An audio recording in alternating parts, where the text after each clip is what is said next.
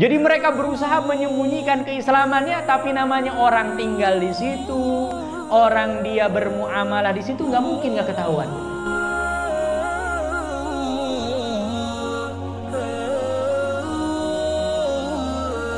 Assalamualaikum warahmatullahi wabarakatuh. Alhamdulillahilladzi hadana lihada wa ma kunna linahtadiya laula an hadanallah. Asyhadu an la ilaha illallah wahdahu la syarikalah wa asyhadu anna Muhammadan abduhu wa rasuluh alladzi la nabiyya wa la rasula ba'dah. Subhanaka la ilma lana illa ma 'allamtana innaka antal alimul hakim. Amma ba'du, qala Allah ta'ala fi kitabihil karim, ya ayyuhalladzina amanu taqullaha haqqa tuqatih wa la tamutunna illa wa antum muslimun. Apa kabar ini Bapak Ibu sehat semua? Perasaan baru kemarin ini ya. Makanya cepet banget ini ya. Alhamdulillah kita selalu bersyukur kepada Allah Subhanahu wa taala. Hari ini terkumpul banyak sekali kenikmatan yang Allah berikan kepada kita, termasuk nikmat iman, nikmat Islam, nikmat sehat, nikmat bisa sholat berjamaah, dan termasuk insya Allah akan dilanjutkan dengan ta'lim, menuntut ilmu. Mudah-mudahan ini semua menjadi wasilah sarana kita mendapatkan pahala, ampunan, serta kita mendapatkan ridhonya Allah Subhanahu wa ta'ala.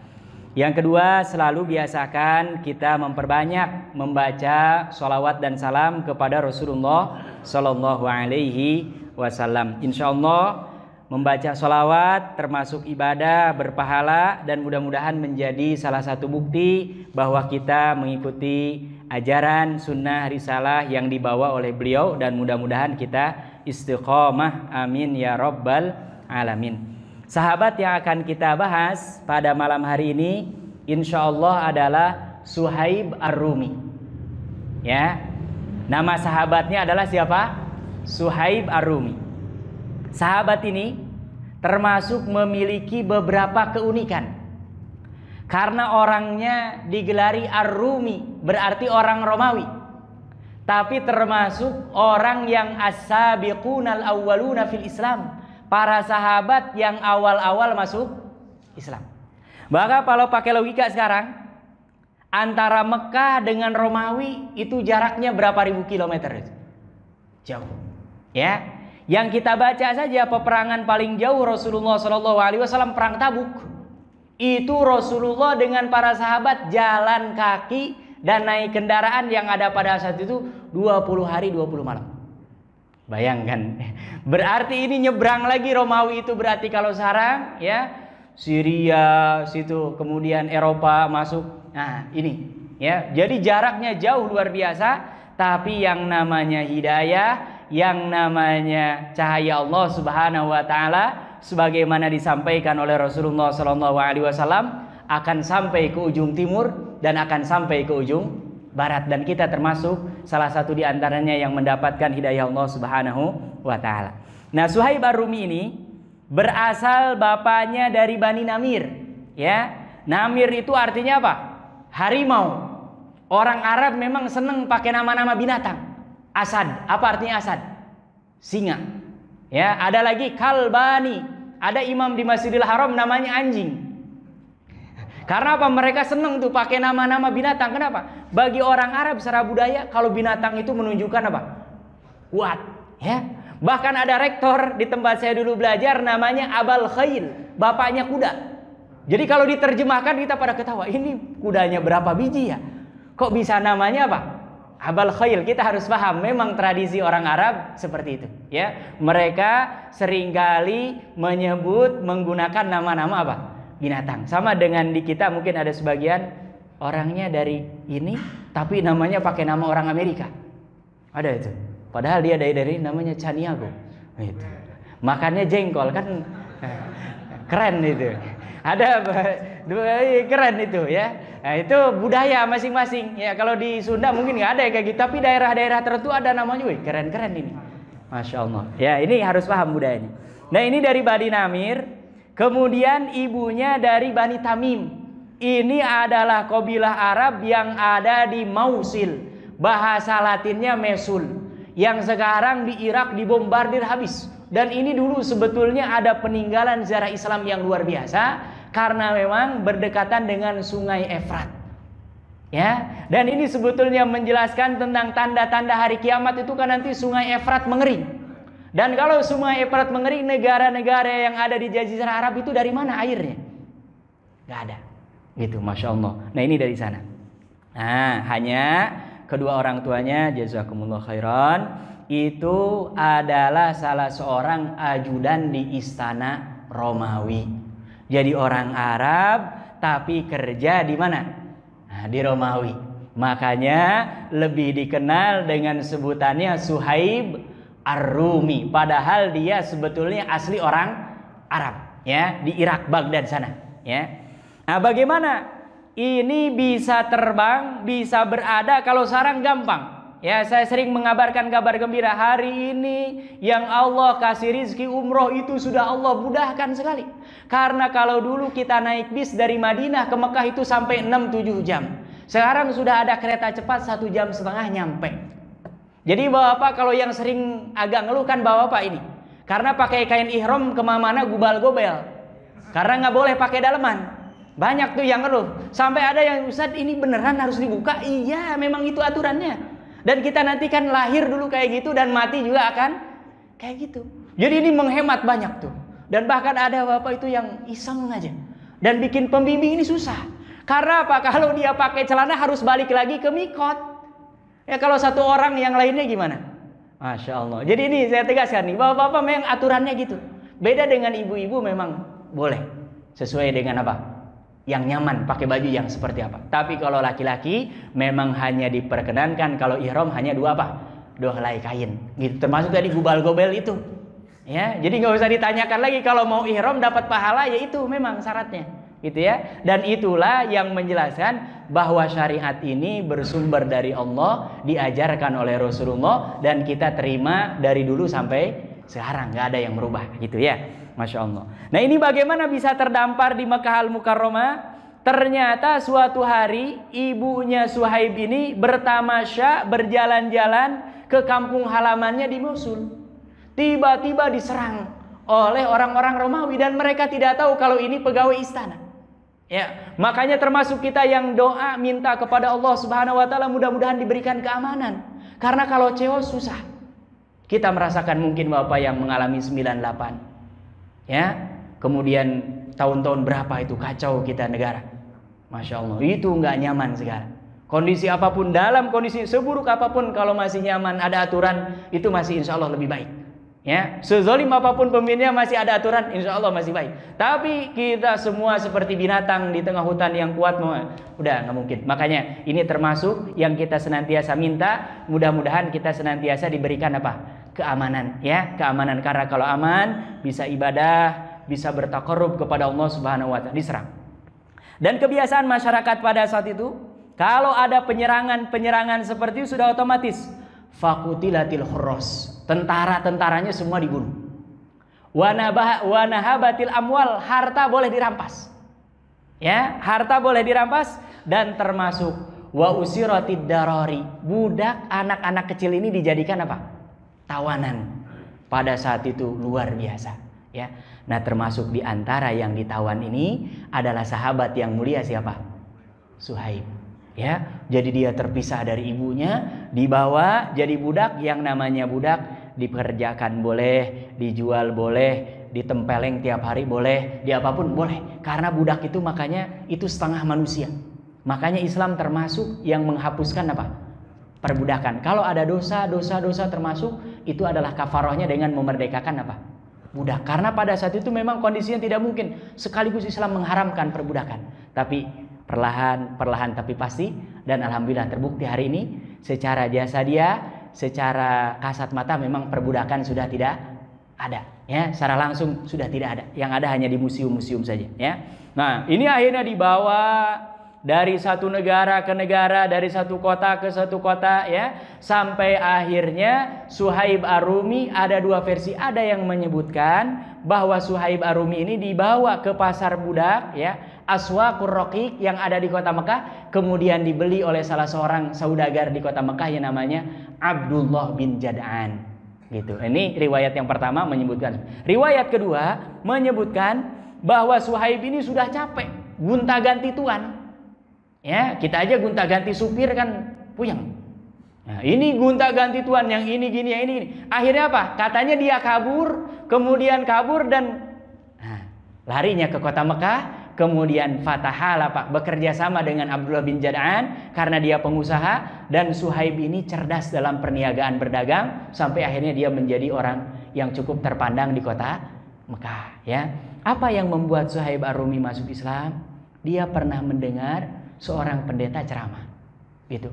Jadi sebetulnya kalau agama Samawi ujung-ujungnya sebetulnya harus membenarkan ajaran yang dibawa oleh Rasulullah Sallallahu Alaihi Wasallam. Karena dalam kitab Injil, dalam kitab Taurat itu sudah disampaikan berita tentang siapa? Rasulullah SAW. Gitu ya. Walaupun kita bukan ingin mempengaruhi, silahkan. Faman syaa'a falyu'min, yang mau beriman beriman. Wa man syaa'a falyakfur, yang nggak mau juga silahkan, nanti akan mempertanggungjawabkan di hadapan Allah Subhanahu wa taala. Dan dalam Islam la ikraha fiddin, tidak boleh kita memaksa, apalagi meneror. Apalagi misalnya kita atasan, kamu masuk Islam, nggak boleh. Karena apa? Orang yang mengucapkan asyhadu alla ilaha illallah wa asyhadu anna muhammadar rasulullah berarti harus siap dengan konsekuensi. Sholat, kalau nanti kayak zakat, puasa, itu kalau dia terpaksa nggak mungkin mau melakukan ini. Ya, makanya ini betul-betul dipegang oleh kaum muslimin. Ya, tidak ada yang memaksa orang lain ya supaya masuk ke dalam agama Islam. Apa yang didengar? Kata Suhaib, masih terngiang-ngiang dalam pikiran saya apa yang dikatakan oleh salah seorang pendeta ketika dia menyampaikan ceramahnya. Laqad aqalla zamanun, sudah tiba masanya, waktunya. Ini zamannya sudah dekat. Yakhruju, ya, akan keluar. Siapa itu? Nabiyun, seorang nabi, disebutkan nama kotanya, min Makkah fi jaziratil Arab. Jadi kitab Samawi sebelumnya sudah memberikan informasi, dan informasinya bahkan sampai disebutkan nama apa? Kotanya. Masya Allah. Seorang nabi nanti akan keluar, akan diutus oleh Allah dari kota Mekah dan berada di Jazirah Arabia. Masya Allah. Ya. Kemudian kata pendeta ini, yusaddiqu risalata Isa bin Maryam, dan diutusnya risalahnya Rasulullah ini membenarkan apa yang sudah disampaikan oleh siapa? Nabi Isa alaihissalam. Makanya dalam keyakinan kita, orang-orang beriman, orang-orang muslim, pengikut Nabi Muhammad SAW, nanti Nabi Isa sendiri yang akan turun. Ya, akidah kita beda dengan akidah mereka. Versi kita dengan versi Al-Quran berbeda. Ya, kalau mereka menebus, kalau kita diangkat ke langit dan nanti akan diturunkan. Kenapa? Karena hari ini kaum manusia, anak cucu Adam yang paling banyak adalah mereka yang mengklaim mengikuti Nabi Isa alaihissalam. Itu ya, kita nggak boleh memaksa, nggak boleh menjelek-jelekan, karena kalau sudah doktrin nggak bisa dipaksa. Itu urusan apa? Keyakinan. Tapi kita harus memberikan penjelasan. Kalau orangnya cenderung kepada logika, logika yang logis. Kalau orangnya cenderung ke hati, yang bisa menyentuh hati dia. Kalau orangnya senang diberi, beri dia. Nanti akan masuk di situ pintu-pintu apa? Hidayah. Kalau umpama orang Islam memaksa, harusnya hari ini kaum muslimin jumlahnya paling banyak di dunia. Tapi enggak, kita hanya 1,7 miliar dari jumlah 7 miliar penduduk dunia. Ini menunjukkan bahwa Islam gak memaksa. Makanya salah betul orang-orang orientalis yang mengatakan bahwa Islam disebarkan dengan pedang, bahwa orang-orang muslim itu haus darah. Ya, memang ada fakta-fakta yang memang tidak bisa kita pungkiri, tapi itu bukan hukum asalnya. Hukum asalnya kita adalah berdamai dengan siapapun, dan ini bukti sejarahnya Rasulullah di Madinah. Ada orang Yahudi, ada orang Nasrani, bahkan ada orang yang menyembah yang tidak jelas. Ada yang menyembah matahari, menyembah bulan, dan lain sebagainya. Itu dibiarkan oleh Rasulullah. Yang penting semuanya sepakat dengan isi piagam apa? Madinah yang dibuat oleh Rasulullah SAW. Ya. Nah, ini dia terngiang-ngiang terus, dan dia sekarang sudah tinggal di mana? Di kota Mekah. Ya. Ketika Rasulullah SAW umur 40 tahun mendapatkan wahyu, Iqra. Ya, kata Rasulullah, ma'ana biqari. Gimana orang tinggal di kota Mekah, ya, sampai-sampai Nabi Ibrahim saja berdoa kepada Allah menitipkan anak dan istrinya. Kenapa? Biwadin ghairi dzar'in. Jangankan manusia, pohon aja nggak ada yang mau tumbuh, bahasanya gitu. ya, suatu lembah yang tidak ada pepohonan. Makanya nggak ada dalam sejarahnya Arab Saudi dijajah, nggak ada. Nggak ada. Mau nyari apa di sana? Orang gali sumur keluar minyak. Kan orang rebutan minyak ini baru sekarang setelah ada apa? Mobil, ada mesin, ada pabrik, dulu nggak ada. Makanya coba cek sejarah, nggak ada pernah dalam lintasan sejarah Arab Saudi dijajah. Ini mulai ramai ini karena memang ada apa? Mereka tahu ada cadangan minyak. Dan sekarang memang era industri, era teknologi yang dibutuhkan adalah apa? Minyak. Makanya mereka baru. Tuh, dulu nggak ada ya. Masya Allah. Makanya ini ya kesempatan ketika mendengar Rasulullah SAW diutus, dia tanya-tanya. Ya, makanya ini selalu kita berperilaku yang baik, berkata yang baik. Dalam Islam diajarkan kata Rasulullah, falyakul khairan awil yasmut, berkata yang baik atau diam. Kenapa? Karena nanti oh ini nih orang Islam, oh ini nih dia nih orang masjid, biasa balik gitu ya. Oh ini nih pasti itu ya. Makanya sebisa mungkin walaupun kita tidak boleh riaan ya atau sum'atan melakukan kebaikan itu karena ingin dinilai orang, nggak boleh ya. Tapi kita memang layaknya seorang muslim tadi berperilaku baik, akhlaknya mulia, sehingga apa? Akan menjadi jembatan datangnya hidayah Allah Subhanahu wa taala. Dia tanya-tanya, ila ma yad'u Muhammad. Sebetulnya yang sedang fenomenal sekarang, nah, sekarang ada isu yang paling ramai ya. Buka media apapun pasti keluar itu. Nah pada saat itu Suhaib juga sama. Semua orang memberitakan tentang Muhammad. Dia mengaku sebagai apa? Nabi. Dia tanya-tanya, ila ma yad'u Muhammad. Kepada apa sih dia mendakwahkan? Ngajak ke apa? Apa yang didakwahkan oleh dia? Kok sampai gempar satu kota Mekah? Masya Allah. Apa kata orang-orang? Yad'u ila ibadatillah. Muhammad itu diantara dakwah-dakwanya kalau didengar mengajak orang supaya menyembah Allah Subhanahu wa taala semata. Ya, wa nabzu ibadatil asnam, dan membuang jauh-jauh tradisi menyembah apa? Berhala patung. Sedangkan orang-orang Quraisy di kota Mekah pada umumnya, bahkan pada khususnya, mereka yang disembah itu adalah siapa? Patung. Tolak belakang. Makanya dalam hal-hal tertentu kebenaran itu biasanya bertolak belakang dengan kenyataan. Ya, kebenaran biasanya bertolak belakang dengan kenyataan. Nanti mana yang paling kuat itu dia akan muncul.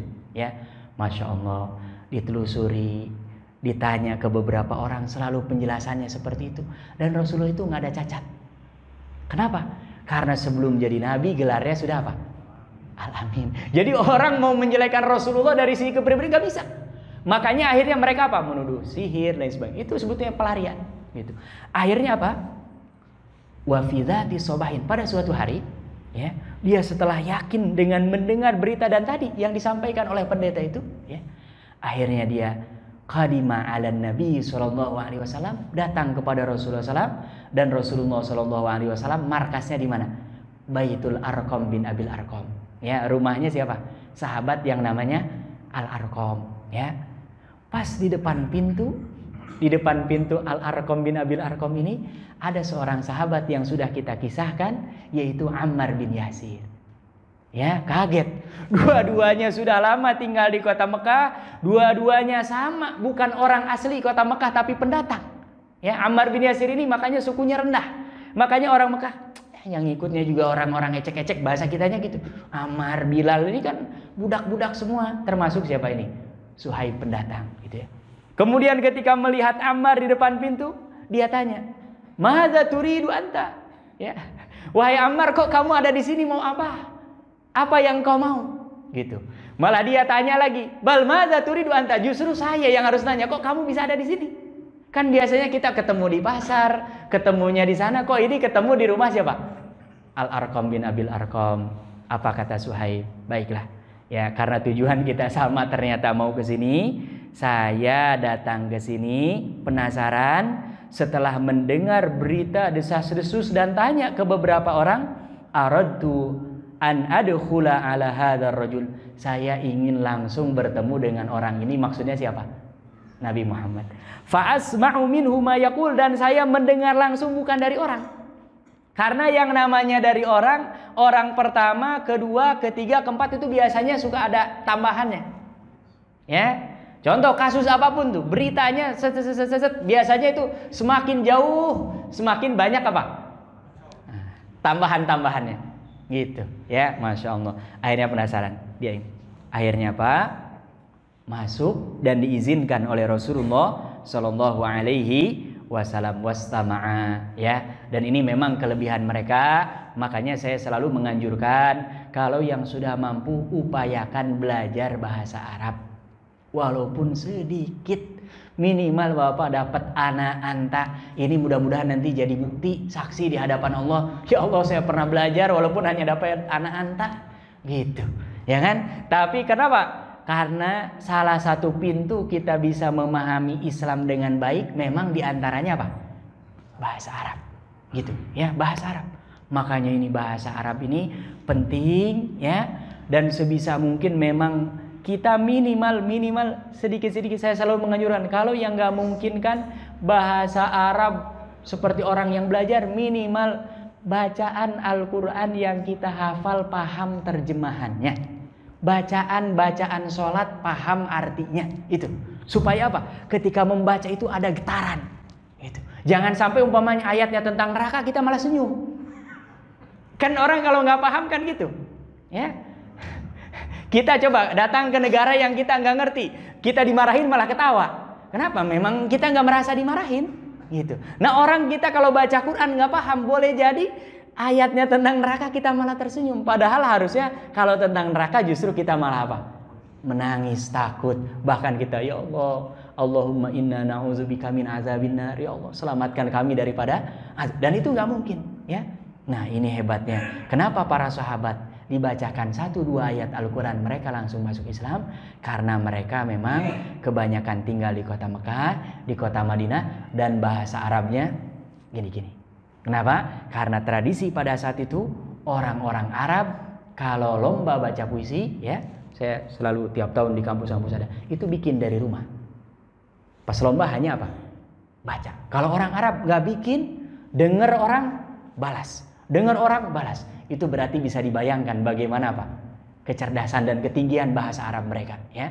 Walaupun tetap tidak bisa melebihi bahasa Al-Quran. Makanya nggak bisa menafsirkan Alif Lam Mim. Mereka bingung apa Alif Lam Mim. Baru pertama kali mendengar kata-kata ini. Toha, Yasin, sampai para ulama sampai sekarang pun nggak ada yang mengetahui. Ini juga salah satu bukti bahwa Al-Quran bersumber dari siapa? Allah. Kalau mereka orang-orang pintar bahasa Arab, apa nggak bisa menafsirkan itu? Dari masa Rasul nggak ada, ya. Bahkan ditantang langsung, coba buat 1 ayat, 1 surat, sepertiga Al-Quran, apalagi kalau bisa sepakat. Ada yang coba buat Al-Fil, ya, bikin surah Al-Fil, ya, masih ingat tuh, ya, Al-Fil gajah, wa ma adraka mal fil, apa itu gajah, khurtumuhu tawil, belalainya panjang, wa zailuhu qasir, buntutnya pendek, katanya. Kan orang yang mendengar malah jadi pada ketawa, gitu. Tapi lihat yang dari Allah, ya. Alam tara kaifa fa'ala rabbuka, ada unsur sejarahnya, ya kan? Rasulullah Shallallahu Alaihi Wasallam kan ketika peristiwa Abraha ini kan baru lahir. Masa anak baru lahir bisa merekam kejadian itu? Masuk akal apa enggak? Nggak masuk akal. Makanya mereka mundur nggak bisa, ya. Ini menunjukkan bahwa Al-Quran bersumber dari Allah Subhanahu wa Ta'ala. Dengar, ya. Dan Masya Allah, Rasulullah SAW termasuk keutamaannya jawami'ul kalim. Ungkapannya pendek, tapi maknanya bisa siapapun menerjemahkan sesuai dengan kapasitasnya. Ya, itu disebutnya jawami'ul kalim. Kalimatnya pendek, tapi maknanya apa? Luas. Termasuk bahasa Al-Quran. Makanya dari dulu sampai sekarang kitab tafsir ada aja setiap abad yang menafsirkan apa? Luas. Kenapa? Berarti dia pengetahuannya sampai gitu, ya. Nah makanya ini masuk Islam. Dia ulurkan kedua tangannya berbaiat kepada Rasulullah Sallallahu Alaihi Wasallam. Kemudian dia mengatakan, Ashhadu an la ilaha illallah wa ashhadu annaka Muhammadar Rasulullah. Ya, ini di hadapan Rasulullah Sallallahu Alaihi Wasallam. Ya, kemudian apa? Selesai dari situ nggak bisa keluar. Kenapa? Karena hari sudah mulai siang. Tadi kan subuh tuh.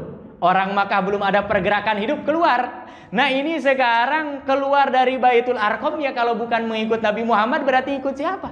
Itu sudah mulai dicurigai, ya. Masya Allah. Akhirnya mereka terus berada di rumah ini sampai malam sudah gelap.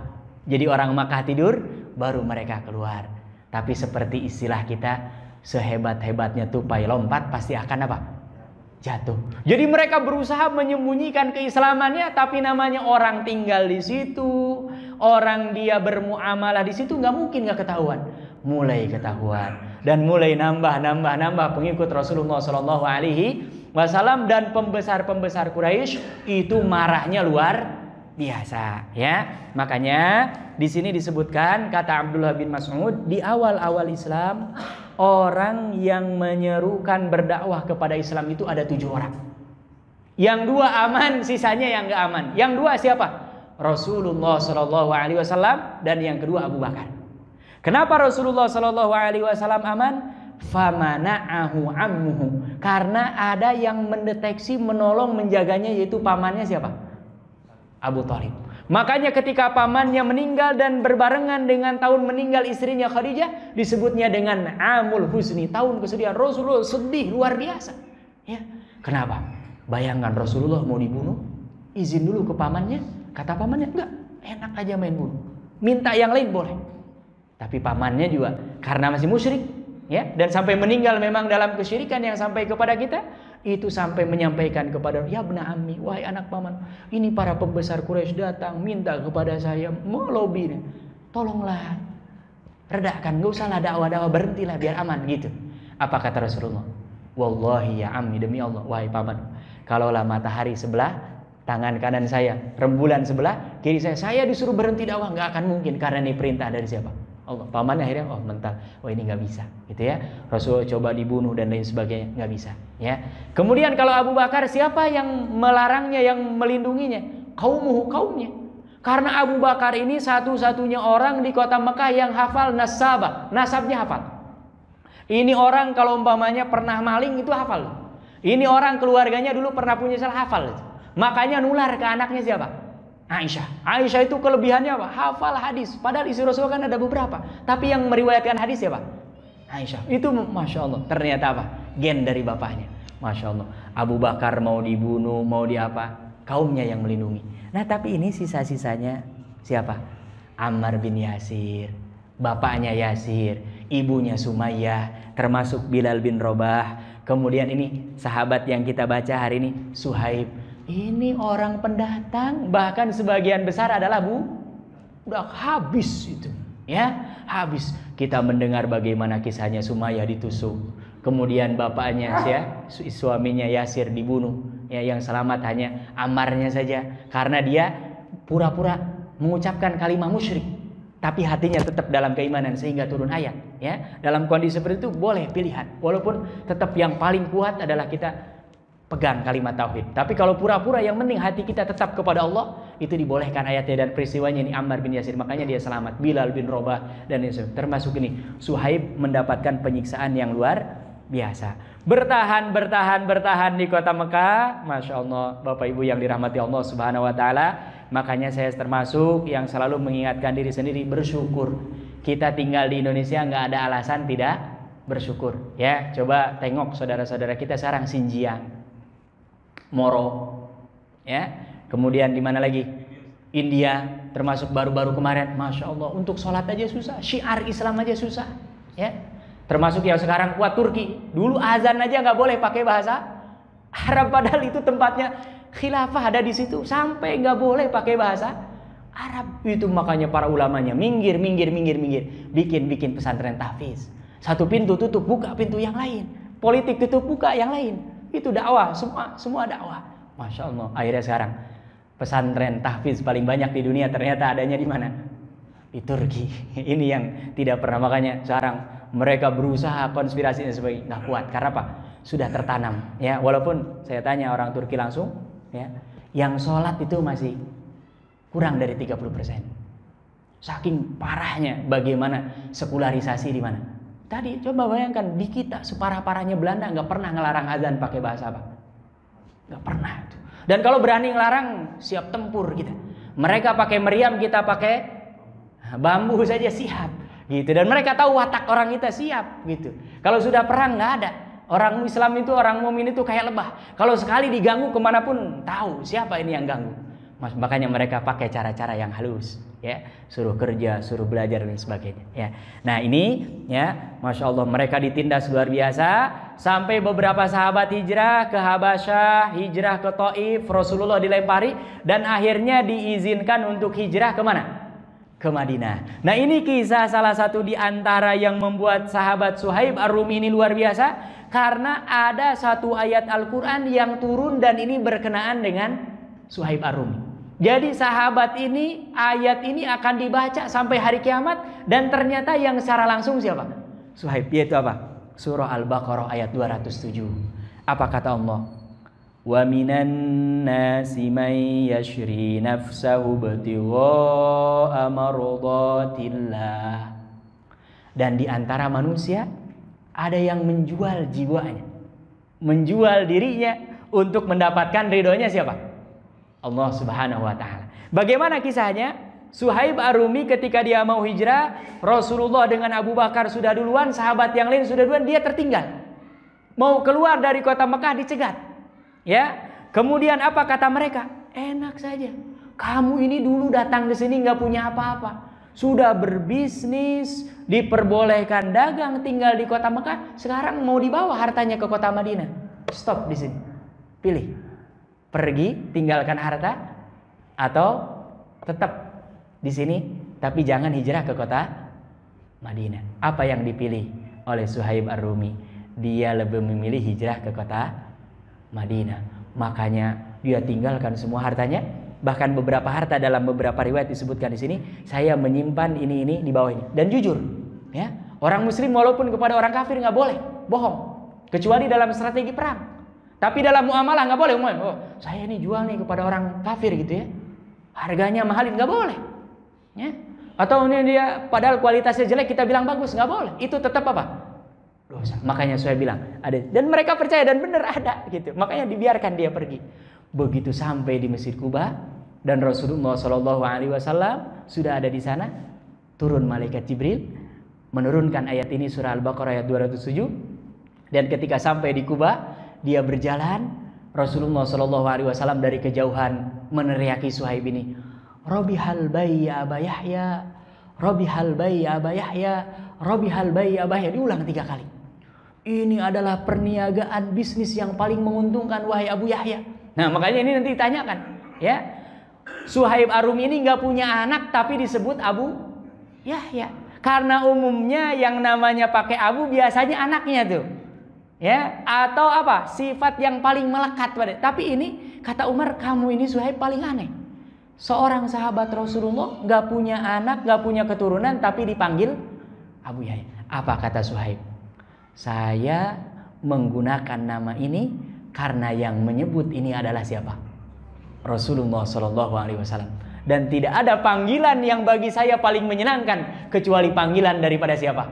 Rasulullah SAW. Masya Allah. Jadi ini sejarahnya. Jadi dia nggak punya anak, nggak punya keturunan tuh. Tapi selalu kalau para sahabat manggil apa? Abu Yahya, Abu Yahya. Ya. Makanya Umar tanya tuh ketika Rasulullah SAW sudah meninggal. Ya. Kemudian diulang oleh Rasulullah dan betapa bahagianya Suhaib Ar-Rumi sampai bertanya kepada Rasulullah SAW, Ma akhbaraka ila Jibril, wahai Rasulullah, ini tidak ada yang tahu kecuali siapa? Malaikat Jibril. Maksudnya Rasulullah dapat berita dari siapa? Rasulullah kan hijrah, jalan berdua dengan siapa? Suhaib di belakang. Dari mana tahu? Kata Suhaib, ini tidak ada yang memberitahu kecuali siapa? Malaikat Jibril. Termasuk tadi, ya, bisa ketika sampai, masya Allah. Nah makanya ini bagi kita orang-orang beriman, saya selalu menyampaikan untuk diri sendiri, kalau perintah Allah, perintah Rasulullah, apalagi pasti, qat'i, jelas, tegas, nggak banyak mikir, lakukan aja. Kesananya biar Allah yang ngatur, ya, termasuk, ya, sholat 5 waktu, ya. Termasuk bapak yang kerja di kantor, berat itu sholat asar itu. Paling sekarang 3:30 asarnya, ya. Keluar kantor kan jam 4. Kalau yang mesinnya di bawah turun dulu, nanti harus ngabsen lagi ke atas. Sebagian ada udahlah, nanti sholatnya sekalian pas keluar kantor. Akhirnya apa? Aduh takut macet, buru-buru naik mobil. Mobil akhirnya apa? Kena macet sampai rumah Sudah masuk maghrib. Masih mending kalau punya supir. Menyupir sendiri mau sholat di mana? Berat. Makanya dahulukan. Supaya apa? Nanti biarkan Allah yang apa? Membukakan jalannya untuk kita. Ya. Jadi kalau yang sudah pasti, nggak perlu kita ragu. Allah dan Rasulnya itu nggak pernah ingkar janji. Beda dengan kita. Sehebat apapun kita, minimal kita pasti pernah mengingkari janji. Jangan tanyalah istri-istri kita. Tanya anak-anak kita. Pasti minimal pernah. Ya. Tapi kalau Allah dan Rasulnya, kalau sudah mengatakan A, itu la yukhliful mi'ad. Ya, makanya jangan sekali-kali meninggalkan sholat, meninggalkan apapun, apalagi hanya untuk urusan apa? Dunia. Ya. Nah akhirnya Suhaib Ar-Rumi ini tinggal di kota Madinah. Ya. Kemudian apa? Di kota Madinah ini luar biasa. Sampai di Masjid Quba. Bapak Ibu yang dirahmati Allah, Islam itu indah. Islam itu manusiawi. Ya, sekarang banyak yang mendengung-dengungkan seolah-olah jadi muslim itu apa? Menakutkan. Makanya apa? Muslim itu digambarkan teroris. Bayangkan ciri-ciri teroris pertama megang Quran. Lah, gimana? Quran bisa jadi bukti kalau orang ini apa? Gimana? Masya Allah. Ya, ini nggak bisa. Ini tapi memang yang mereka gembor-gemborkan. Makanya orang muslim itu kadang-kadang dia meneteskan air mata dan itu mendapatkan pahala dari Allah, tapi kadang-kadang tersenyum bahagia dan juga mendapatkan pahala dari Allah. Nah ini ada kelebihan yang tidak dimiliki sahabat-sahabat yang luar kata sahabat yang memang umumnya serius-serius. Gitu. Ini Suhaib Ar-Rumi ini termasuk yang apa? Hiffatuzil, orangnya humoris. Gitu. Jadi seneng canda. Ya, dan bercanda dalam Islam boleh apa enggak? Boleh. Yang penting jangan sampai apa? Dusta. Rasulullah saja bercanda. Yang minyok apalagi dengan istri, dengan anak. Wah Pak jangan sampai nyampe rumah, aduh baru pulang sholat berjamaah udah ngeruh gitu. Istri kita belum ngomong aja udah ketahuan. Nah ini ngomel nih. Ini ngomel nih. Atau istri juga sama. Orang muslim itu harus selalu kita apa? Mutabassimah. Kalau bisa senyum. Seberat apapun masalah kalau bisa senyum. Ya, Masya Allah. Dan inilah yang dicontohkan oleh Rasulullah. Nah ini kisahnya. Dan tadi sampai di Masjid Quba di Madinah. Ya.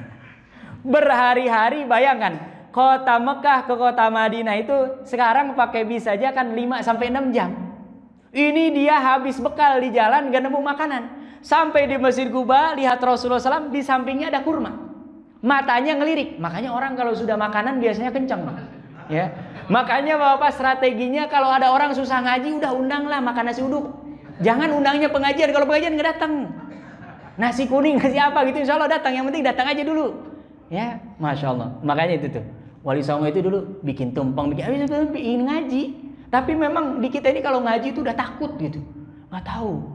Iblis aja datang kok orang malah takut. Ini kan jin-jinnya ada yang nyimak ini. Kalau kita bisa ngeliat kan ini jin-jinnya ada yang nyimak ini. Ya datang di majlis-majlis seperti ini. Ya, Masya Allah. Akhirnya apa? Kata Umar, Rasulullah, kayaknya Suhaib itu dia ngelirik-lirik kurma. Tapi sayang Rasulullah matanya sebelah apa? Sakit. Karena bisa dibayangkan jalan di gurun pasir ya kan kena debu. Jadi sebelah matanya itu agak belekan. Gitu. Tapi dia karena lapar ngelihat ke kurma. Kata Rasulullah, ambil, makan. Dan dia makannya lahap banget. Dicandai oleh Rasulullah SAW. Kok bisa ya orang matanya sebelah belekan tapi makan kurmanya lahap? Gitu. Apa dia jawab? Rasulullah karena mata yang sebelah lagi dia lapar banget gitu. Bahasa kitanya kurang lebih seperti itu. Jadi bercanda.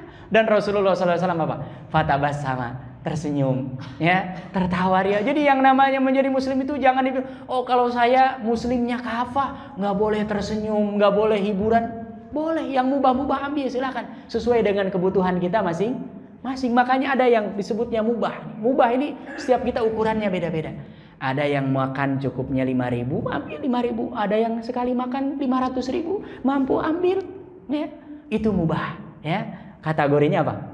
Mubah. Dan boleh jadi mungkin sebagian orang masa makan 5.000 ya kan 5.000 mau bayar parkir doang juga dia nggak cukup gitu ya. Ada orang yang sekali makan memang banyak selama halal silahkan, itu tidak diatur detail dalam Islam. Makanya ini ya dikenal di kalangan para sahabat ya orangnya apa? Humoris. Jadi kalau umpamanya ada di antara bapak teman-teman di sini kita serius gitu suka ada yang canda mulu, wah ini nggak Islam ini nggak Islam nih, jangan. Karena ada sahabat yang memang juga apa? Humoris. Yang penting tadi jangan menghina orang, jangan ada kata-kata dusta gitu ya. Kan kadang-kadang di kita ada yang nyakitin udah hitam hidup lagi. Nah, jangan kalau ada orangnya yang seperti itu.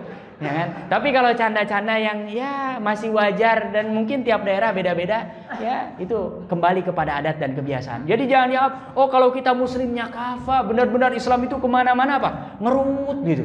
Yang diingat surga neraka. Enggak, Allah bolehkan. Ya. Kul man harrama zinatallah.